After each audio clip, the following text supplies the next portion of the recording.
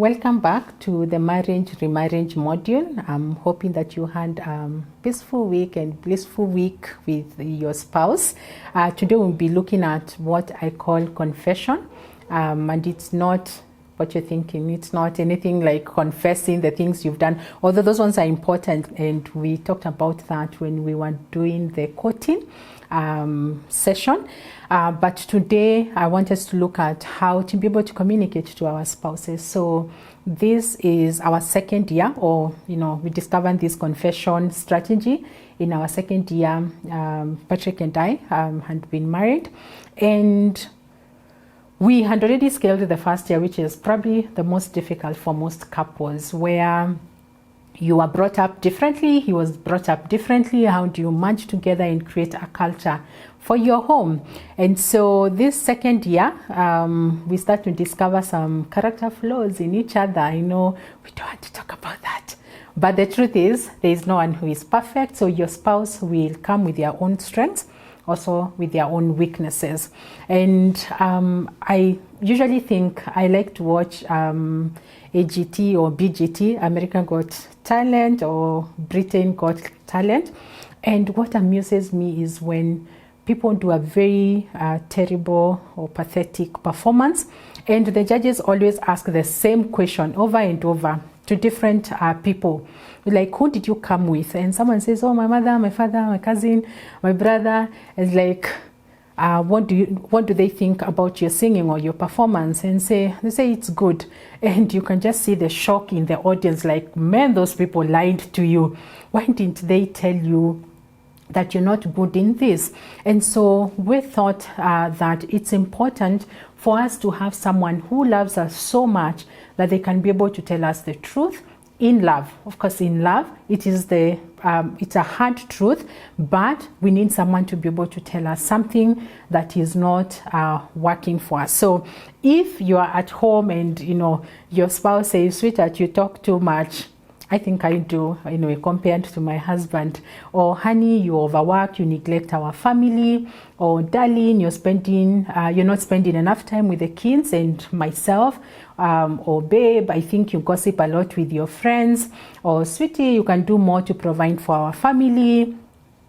Dear, you're too harsh on the kids, you're lazy, your work with God is struggling, you have a problem with lying, your spending is extravagant and too impulsive, you don't bring me gifts. Yeah, that would be for most wives.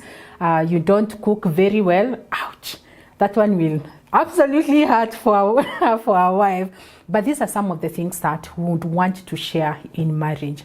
But how do you share them without, wounding the ego for your husband? Most of the time, men will, their egos will be wounded, or even, ending in a meltdown for women, because if you just tell your wife that, you're such a terrible cook, she's just going to burst and, start crying. So how do we share these truths? And it's important for us to be able to be open to each other, to share and, explain to this other person, because you love them so much and you'd want to see them improve. How do you share that with them? And so Patrick and I came up with a strategy. It's been working for us for over a decade, and we call it confession. So these are the rules of engagement. Very important. I hope you have pen and paper, but anyway, this is our strategy. I'm sure you're going to figure out one that will work for you. So the first one, you have to find an appropriate time when both of you are in bright moods. So it's not when, he has done something, then I have now to push in that confession so that I, hurt him even more. Second, you have to start the conversation with the word confession. This will prepare, or for us, it will prepare my husband to know I am coming and I'm going to hit very hard. So they are already prepared. And then the intention is not to hurt my spouse. The intention is to be able to express the truth without, having to feel like I don't have to say it. And then finally, both spouses cannot carry that conversation to another conversation in the future, because, like as women, we like to say, in 1941, you also told me this and this. No. So the rules of engagement are those ones. And so so many things that we've been able to share with each other over the years. Of course, I'm not going to tell you my examples, but I have shared the general examples. But these are things that once I start confession, and then I tell my spouse what I think. Now, this confession is not just for bad things. It's also for things that would want my spouse to be able to do for me. So maybe sometimes, as men, we have this notion that all women like flowers. Maybe she just wants sugar cane. So spare yourself the 200, 300 for flowers. Don't bring flowers because she doesn't like flowers. But you've been bringing them since the time you are courting. How does she tell you, babe, I don't like flowers? You see that sugarcane guy with a wheelbarrow. When you pass there, 20 bob. Imagine you are saved 180 bob anyway. So how does your spouse tell you, this is how I want you to be able to love me? And so that also becomes part of confession, because maybe your spouse is doing something they think they have really tried, but then it doesn't give you the joy because that's not something you like, but they have been doing it for as long as you can remember. So for many years, this simple tool has worked for us.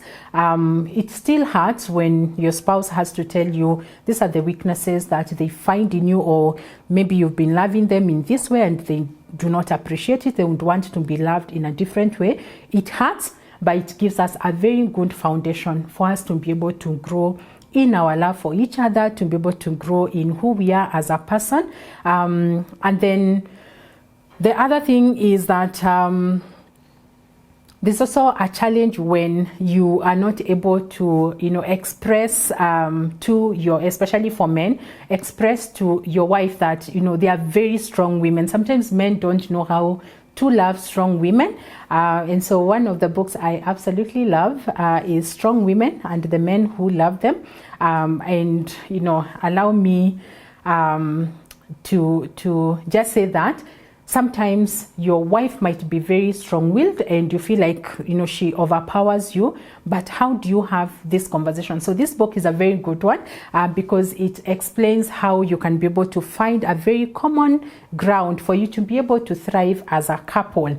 And for women, sometimes your husband maybe is not even interested in so many things. Maybe for some husbands, they just want the wife to look good for whatever reason, So how do you tell your wife, that hair, if you can change it, or I don't like this one, I like something else. Maybe your husband just needs clean socks and not anything elaborate. Just want to find clean socks in the morning, and that's even when the other ones, the ones he was wearing yesterday, he left them somewhere he doesn't even know, and you have to fish for them. But you have to find the language that will work for you. So for us it's confession, for you it might be something else, but you have to find a way to be able to make your marriage work, to be able to speak the truth in love as the Bible commands us. There's also a couple that I respect and admire a lot, Julius Mwebia and his wife, Frecia. And I met them in a couples retreat in Mombasa. One time we were ministering at Imani Missions. And this is what, Julius shared with us, a different strategy from confession. And so Julius says because the wife will keep complaining that he does not spend so much time with her, or with doing whatever it is that she likes.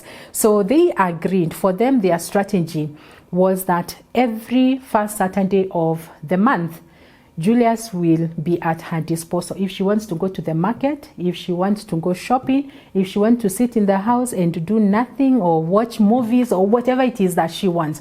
And so she would have that entire day, and Julius would not dictate what she should do. And that brought them a lot of happiness. Of course, over the years now, Julius also had his Saturday where he would now she would spend time with him, and they were going to do whatever it is that Julius wants. So that's a different strategy, and it works for them. makes their marriage enjoyable, because now she knows she can look forward to that certainty where he can do, or even sometimes Julia says that they also talk, like they would spend the whole day and just talk, and he will not get tired because that's her day, and he has mentally prepared that this is going to be her day and she can do whatever it is that she wants. And the same now when it's Julius's turn, then they would do whatever that he desires.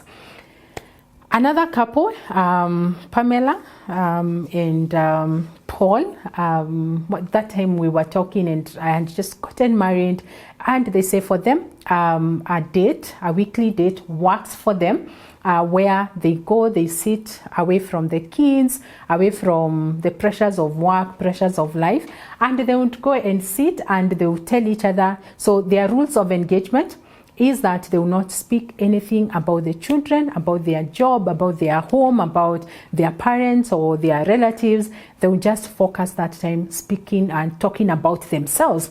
And so that becomes a common ground for them to be able to express themselves, to be able to say to each other whatever it is that they desire. And for them, in that lunch date, they are free to tell each other and to speak to each other whatever it is that they would want.